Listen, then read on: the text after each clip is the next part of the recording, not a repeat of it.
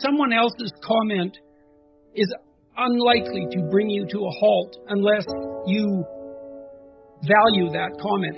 So imagine you're going to pursue a goal, but you're full of doubts. And so 40% of you is doubts and 60% of you is pursuing the goal. And then 5 or 6 people object, and they object using the doubts. Well, that's going to be really hard on you. So how do we overcome the self-doubt? Well, partly what that means is you probably haven't thought it through completely. Like, what are you doing? And why?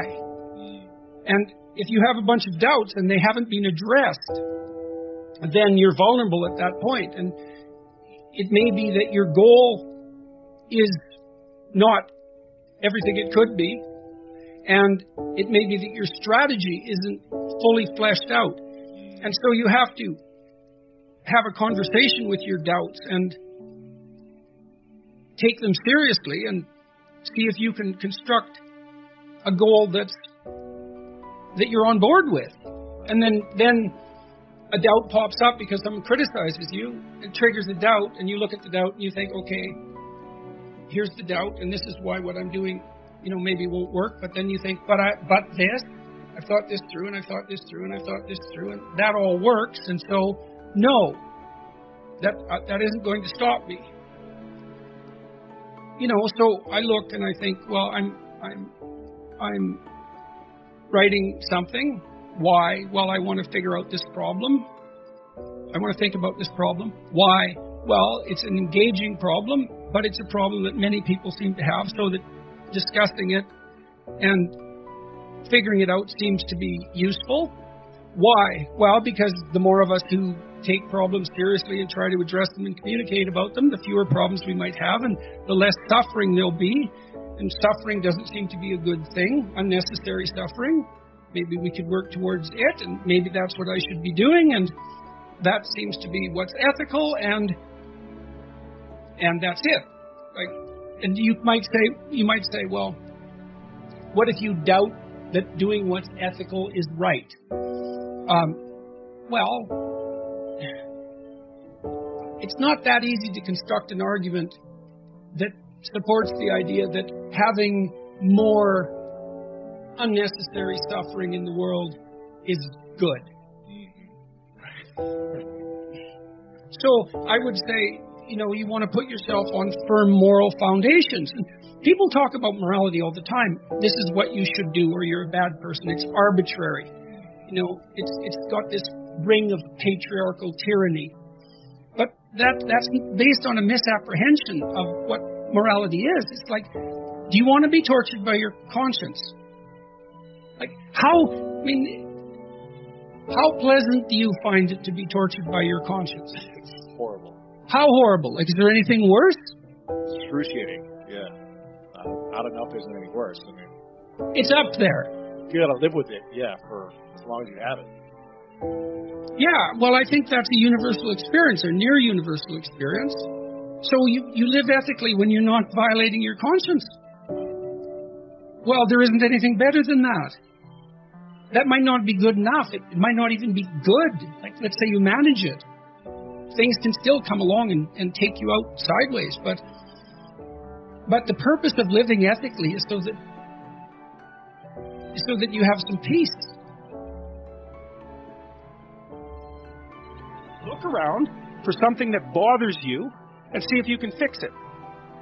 So now you think, well, let's say you go into you can do this in a room. It's quite fun to do it just when you're sitting in a room, like a room, maybe your bedroom. You can sit there and just sort of meditate on it and think, okay, if I wanted to spend 10 minutes making this room better, what would I have to do? And you have to ask yourself that, right? It's not a command. It's like a genuine question.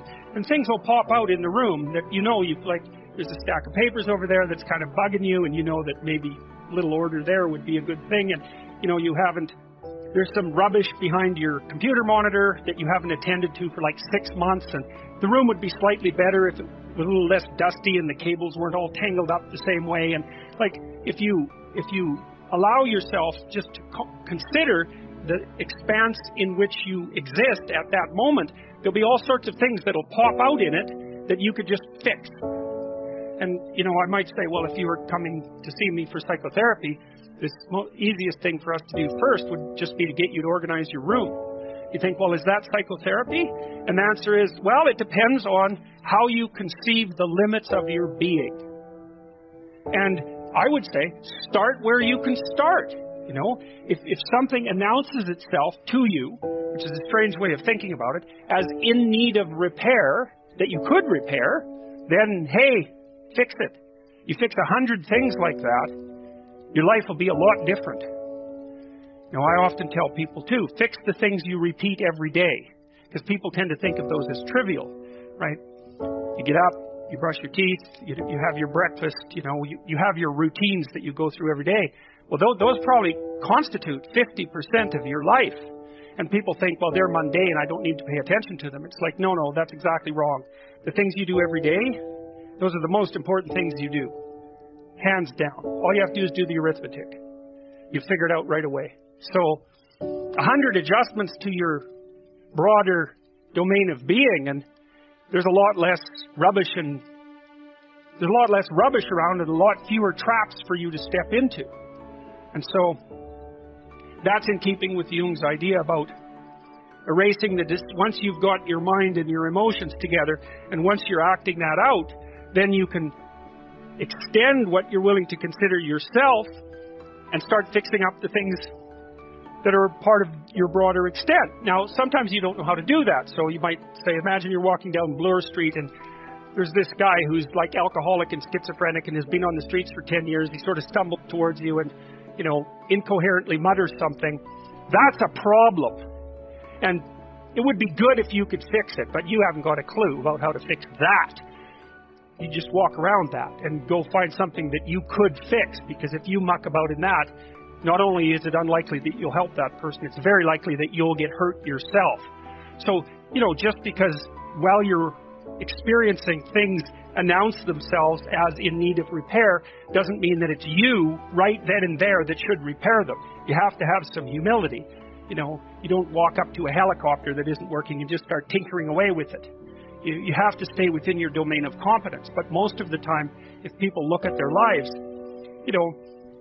it's a very interesting thing to do. I like the idea of the room, because you can do that at the drop of a hat. You go back to where you live and sit down and think, okay, I'm going to make this place better for half an hour. What should I do? You have to ask. And things will just pop up like mad. And it's partly because your mind is a very strange thing. As soon as you give it an aim, a genuine aim, it'll reconfigure the world in keeping with that aim. That's actually how you see to begin with.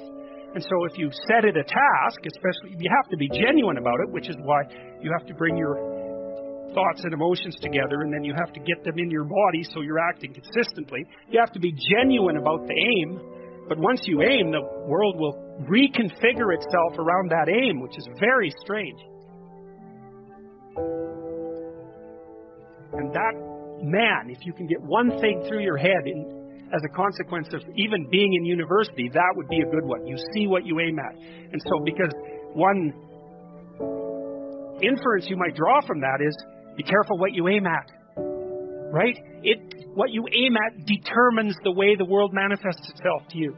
And so if the world is manifesting itself in a very negative way, one thing to ask is, are you aiming at the right thing? Now, I'm not trying to reduce everybody's problems to an improper aim. People get cut off at the knees for all sorts of reasons. They get sick, they have accidents.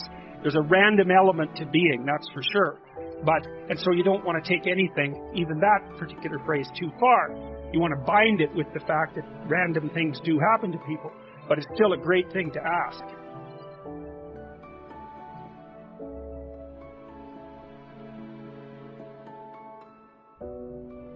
Some things bug you, and other things don't. I mean, there's lots of things that could bother you that don't, because you're obviously not bothered by everything that you could be bothered by, right? There's lots of things in the world that aren't set right. But some of them really bug you. Maybe they make you cynical and bitter, Oh, God, look at how the world is constituted. It's so awful that I can't sustain my faith in the sight of that. It's like, well, you've got something to do there. guy, that's your problem. Why? Who knows? I would say the reason is that it's your destiny calling to you in the form of guilt over unfulfilled obligations. You have an instinct for growth. That's not a mystical statement. It's part of being human. We don't reach the limits of our potential. We're neotenic in some sense. We're continual children, biologically speaking. And so we're always transforming and changing in some direction. What direction? Well, your conscience tells you, at least in part, this bugs you. Well, it's your problem. Now, you may have to investigate that and straighten it out, because even your formulation of what bugs you is likely to be ill-constituted. But still, that's something calling to you.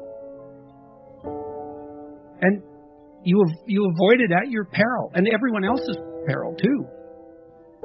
And it is, see, that's the way that your biology manifests itself in such a sophisticated manner. It's beyond you. It's like your better self is attempting to manifest itself by torturing you with a set of problems that you need to address. And then you can refuse that, but then all the meaning goes out of your life if you do that.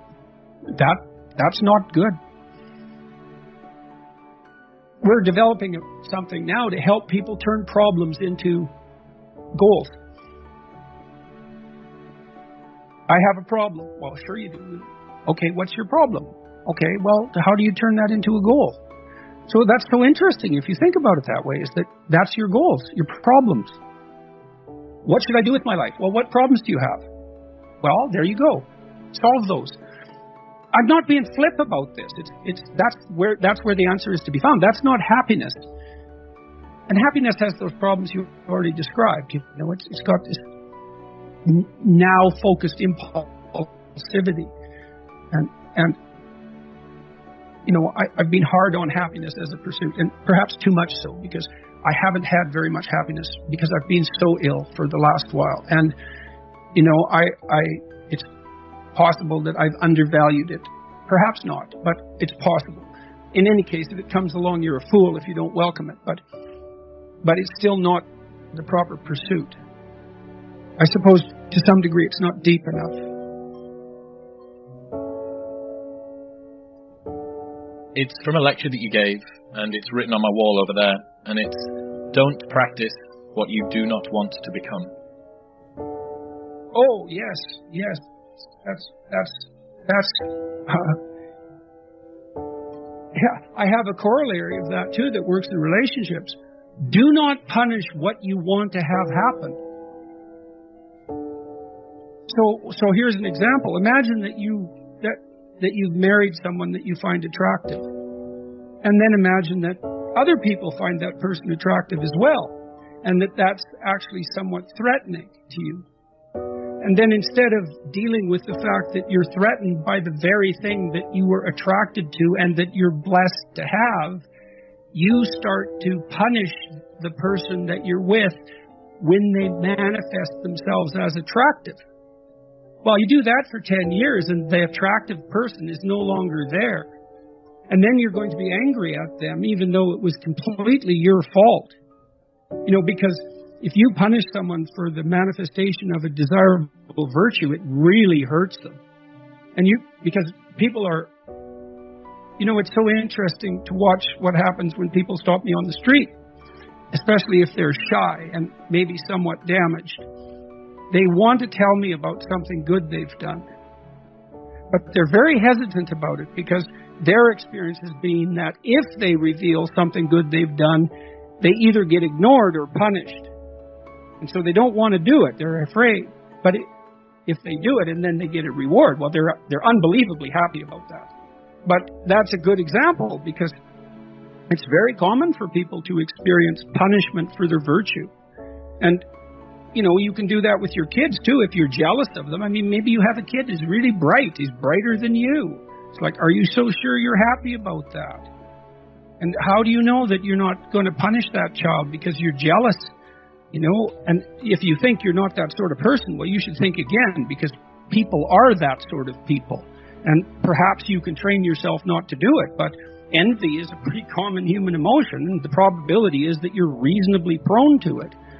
But so one of the things I learned again from animal behaviorists, Skinner in particular, Skinner believed that he's the psychologist who was most famous for learning experiments with rats. He believed that the best form of discipline, so if you wanted to train an animal to do something, was reward. You waited till the animal did something that approximated what you wanted, and you immediately rewarded it. So maybe he would train a rat to climb a ladder and then walk across the top of a ladder down another ladder. And well, he just watched the rat, and whenever the rat went near the ladder, he'd give it a food pellet. And soon it was near the ladder all the time. And then being near the ladder, it would put a leg on a front paw on one rung. Bang, food pellet. Well, soon the rat was going like this. And then the next thing it was going like this. And a good animal behaviorist can train an animal to do an amazing thing. Any number of amazing things. In your intimate relationships, if you watch the people that are around you, and then you see them doing something that they should do more of. And I don't mean this in a manipulative sense, because hopefully if you have any sense, you're rewarding them for something that would also be really good for them. And you say, look, I saw you do this, and that's really good. Do more of that. It's like, man, you're just opening up the pathway for that person to deliver what you want. If you'll admit what you want, if you'll reward it when it happens, if you pay proper attention, if you think you deserve what you desire, if you think your ideals are worth pursuing, if you have any faith in yourself. All those things have to be explored and answered, but it's unbelievably powerful. And that's all dependent on, moral orientation and the capacity to pay attention.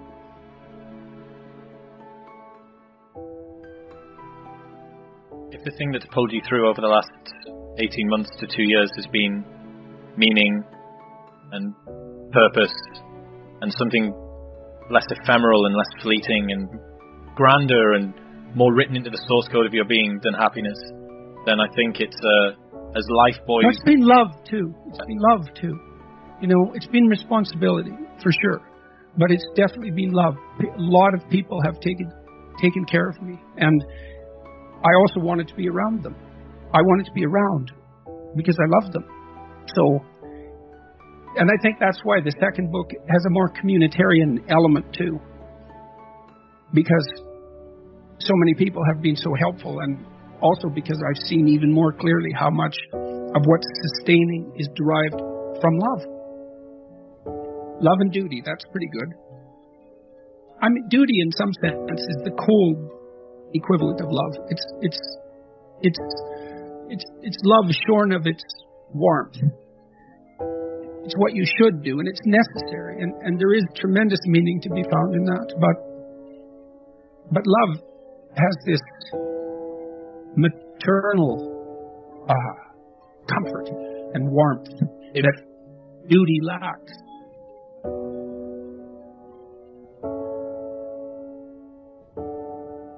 First of all, I think it's really worth thinking about what success means, and I try to do that a lot in both the books. It's really fun to make other people successful. This is one of the reasons capitalism, I would say, gets a really bad rap, and an unfair rap. Like the people I've known who have been successful in the capitalist enterprise, and a lot of them are entrepreneurs, rather than managers, let's say. That's the population I've been exposed to. And this was the same among the professoriate, for that matter. One of the great pleasures the people that I've seen who I respect took was in mentoring.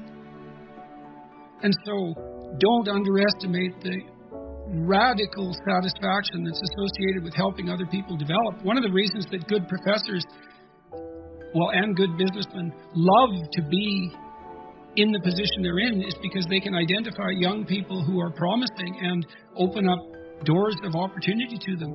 It's really intrinsically motivating. And so, when you think of capitalism, for example, or success as only a competitive enterprise, that's a real mistake, because there's that aspect of it that's there everywhere, in every enterprise I've ever seen. So Success, real success, means you're successful in a way that makes other people around you successful. You need both of those. And that's also really good for your conscience, because then you're not working at the expense of anyone else. Quite the contrary, right? You're lifting the tide that lifts all boats, and maybe you're simultaneously elevating your own relative status, but it's not unreasonable to put that in as a constraining requirement. It has to help other people while it helps you. And I would say the way we're wired, now some people are more selfish than others, but I would still say human beings are unbelievably social and reciprocal. That's built into us at an incredibly deep level. And it can go wrong, and we can get cynical and malevolent and bitter and work at counter purposes to it. But to be of service to your fellow man, your family members, your broader community, there are virtually no pleasures that compete with that. So, and so that's partly why it is useful to do a critique of mere materialism. And materialistic satisfactions are pretty fleeting. They're not non-existent, but they don't have the deep and lasting satisfaction of successful mentoring, for example, and the relationships that build out of that. So I don't think there is any success at all without moral success. In fact, I think that success without moral success is actually a form of torture. You know, if you don't, let's say you don't feel you deserve anything, because you know that you're not being a good person, and that's your own judgment. And let's assume that you're accurate. You're not, because some people will judge themselves far too harshly. But let's just say, you have reasons to have your conscience bothering you, and you're not successful. Well, at least you don't feel the continual injustice of that. You think, well, I'm a son of a bitch, but I don't have anything. But then let's say you're successful. Well, that's all ill-gotten. How can that do any? And then maybe you have to rationalize constantly to live with it. Everything you collect around you is nothing but a source of torment and a constant reminder that you're criminal in your fundamental orientation, that you've ruined people on your mad scramble to the top. Jesus, you don't want that. Like, you seriously don't want that. And no amount of relative material status is going to even come close to rectifying that. You want your conscience to be clean, clear. You want your interpersonal relationships to be honest. You want to be reliable and dependable. And if you can add exciting and adventurous to that, so much the better. But to be successful means to be good. You really are your only comparison group, especially as you get older, because your life is so idiosyncratic and peculiar that look, you have to care what other people think. It's stupid to think otherwise, because you have to be social and you have to be aware of what other people are doing and all of that. So this is psychopathic individuality, but it is genuinely true that no one has your set of opportunities and limitations. And so the comparison just isn't real. It can't be sufficiently multidimensional. Because maybe you see someone who's rich. I've met many people who are very, very rich. And you can look at their lives, and they have these huge houses and material plenty, and they're shielded from many catastrophes that would hit someone without those resources harder. But their lives are still full of exactly the same troubles that characterize human life in general. And so you compare yourself on one dimension. You don't see, well, the person's worked 80 hours a week for 40 years and it's blown all his relationships out of the water. It's like, yes, he's rich, but he's also old now. He's 60. And one of the best predictors of wealth is age. Really, do you want to be young and poor or old and rich? It's like, I'd pick young and poor, because you can't buy youth. And so, and that's something that's worth considering. But you don't know what burdens the people you're jealous of are carrying. So leave it be. It's not helpful to you to be envious. Who knows what price you pay for hyperspecialization? And I learned that looking at, power mad C-suite types. Well, first of all, they're generally not power mad, because power is actually an unbelievably unstable way of establishing authority. You get slaughtered if you're not reciprocal in most reasonably functioning organizations. And if you're in an organization that only rewards the exercise of power, the probability that that organization is going to fail in totality is extraordinarily high, because it's a tyrannical organization and it'll lose touch with its customers. So the C-suite types, they're working nonstop. Corporate lawyers in New York, they make $700 an hour, but they work all the time. And there are people who are suited for that, but it isn't obvious that that's for everyone, or that it should be, or that it's even desirable. Now, it's a temperamental issue to a large degree. Many of those people are hyper-conscientious. And so if they'll work, wherever you put them, what they would do is work. That's who they are. And it's biological as well. It's not all biological, because traits are affected by learning and by environment in complex ways. But a huge chunk of it is that you're born like that. And that has advantages and disadvantages. So conscientiousness is a good example. It's a good predictor of long-term life success. But people who are conscientious tend to tear themselves apart if they become unemployed, for example. Sometimes you get laid off. You worked hard, but you get laid off. Well, people who are conscientious will tear themselves into pieces with guilt in that situation, because they tend to attribute so much responsibility to themselves. And so there's a price to be paid for conscientiousness. It opens you up to a certain set of vulnerabilities. So, and you might be somewhat unbearable to your family too, because all you ever do is work. You think, well, you want to be you want your father, maybe your husband, perhaps your wife, to be a good provider, but you want them to do that at the expense of everything else.